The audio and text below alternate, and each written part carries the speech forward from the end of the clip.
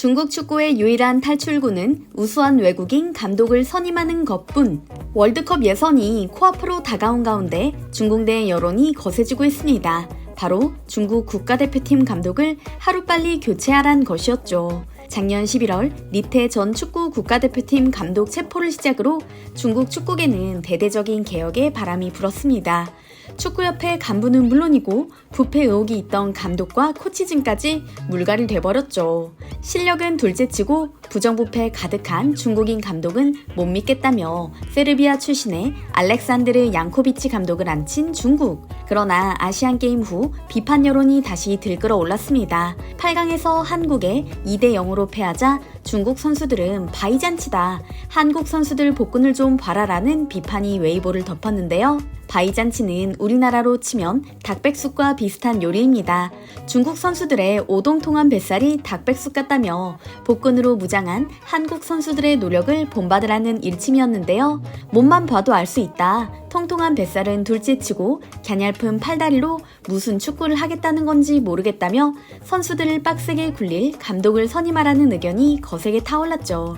게다가 다음 달 11월 21일에는 중국에서 한국과의 경기가 예정돼 있습니다. 아시안게임에서 한국과 경기 후 공안증이라는 단어가 웨이보를 점령했던 만큼 이번에야말로 나아진 실력을 보여줘야 한다는 상황인데요. 이런 상황에서 소후 뉴스, 신화스포츠 등의 중국 매체가 대표팀의 사령팀 후보로 점찍은 사람이 있습니다. 바로 중국 슈퍼리그에서 좋은 평가를 받고 있는 최강희 산둥 타이상 감독입니다. 실제로 중국 체육총국은 얼마 전 남자축구 대표팀을 이끌 새 후보를 찾고 있다는 발언을 하기도 했는데요. 월드컵 예선 후 성적이 좋지 않을 때 감독을 교체하면 본선 진출 가능성이 매우 희박해지기 때문에 조속히 새 감독을 선임하는 것이 최우선 목표라고 선언하기까지 했죠. 중국 언론 역시 최 감독은 오랜 기간 중국 슈퍼리그에 머물며 중국 축구의 특성과 선수들의 익숙하다. 우시, 주첸제, 첨프, 류빈빈, 왕다레이 등 국가대표 선수들과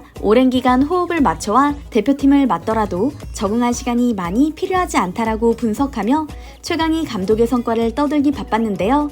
2011년부터 2013년까지 한국 대표팀을 맡았던 그가 중국 대표팀 수장이 된다면 나태한 중국 선수들의 체질부터 개선될 수 있다는 의견이 지배적이었죠. 중국인들의 반응 역시 긍정적이었습니다. 현재 중국 내에서는 2026년 월드컵 본선 진출을 반드시 이뤄내야 한다는 절박함마저 감돌고 있습니다. 최근 몇 년간 중국이 국가적인 차원에서 막대한 자본을 투입해 선수를 육성 중인데다 브라질, 영국, 스웨덴 등지에서 귀화 선수까지 영입하며 박차를 가하고 있기 때문이죠. 월드컵 본선에 이웃나라 한국과 일본이 매번 진출하는 상황을 지켜만 봐야 했던 중국. 이번에도 해내지 못한다면 축구 국가대표팀을 아예 없애라는 여론마저 등장할 정도인데요. 중국 언론들 역시 국가대표팀 감독 교체가 필수라고 판단했는지 쉴 새 없이 기사를 쏟아내고 있습니다. 소후닷컴은 최강희 감독은 슈퍼리그에서 대단한 권위를 자랑하지만 마르셀로 리피처럼 세계적으로 유명한 감독은 아니다. 그러나 리피가 250억 원이 넘는 연봉을 받고도 중국팀을 변화시키지 못했던 걸 떠올려보면 유명세가 전부가 아니라는 점을 알 수 있다. 최강희는 다른 어떤 외국인 감독보다 중국 선수들을 잘 이해하고 있으며 연봉도 최대 4천만 위안, 한화 약 73억 원을 넘지 않을 것이라고 분석했는데요. 실제로 다른 국적의 사람들을 깔보는 경향이 있는 중국인들마저 최강희 감독을 평할 때 이 한국인 정말 대단하다며 혀를 내두를 정도입니다. 그가 감독을 맡은 산동 태산팀의 변화를 살펴보면 인정할 수밖에 없습니다. 해당 팀은 감독을 비롯한 4명의 주전 선수들이 승부 조작과 뇌물 수수 혐의로 팀을 떠난 상태였고 팀의 사기는 바닥, 그야말로 와해 직전이었다고 하는데요. 최강희는 올해 5월 감독으로 부임하자마자 축구에 진지하게 임할 생각이 없는 선수들은 나가라라고 호통친 후 선수들의 체력부터 손을 봤습니다. 허술한 훈련으로 90분은커녕 전반도 소화하기 힘들 정도로 흐물거렸던 중국 선수들. 강도 높은 지옥 훈련 후 점차 새로 태어나기 시작했는데요. 이 중 가장 달라졌다는 평가를 받은 인물이 바로 브라질에서 중국으로 귀화한 페르난도 선수였습니다. 중국 축구협회는 기량이 뛰어난 페르난도를 일찍이 점찍은 후 어마어마한 자금을 투입해 귀화까지 시켰습니다. 중국 국가대표팀에서 뛰게 만들기 위해서였죠. 그런데 중국으로 건너온 페르난도는 나태함 그 자체였습니다. 체력까지 완전히 떨어져 슈퍼리그에서조차 빌빌대는 모습을 보였죠. 오냐오냐 해주던 전 감독과 달리 최강희 감독은 가차없이 페르난도를 내쳤습니다. 이런 정신 상태로 무슨 경기를 뛰냐며 한 경기도 출전을 허용하지 않았죠. 이러다 국가대표는 물론 슈퍼리그에서조차 퇴출되겠다 싶었는지 페르난도 선수는 그제야 정신을 차리고 훈련에 참여합니다. 누구보다 열심히 절박하게 말이죠. 달라진 모습으로 감독에게 인정받은 페르난도는 장충과의 경기에 출전해 뛰어난 스피드와 기술로 득점까지 해냈는데요. 경기 후 인터뷰에서 오늘 득점은 최강희 감독님께 바치고 싶다. 감독님 아래 산동 태산은 다시 태어나는 중이다.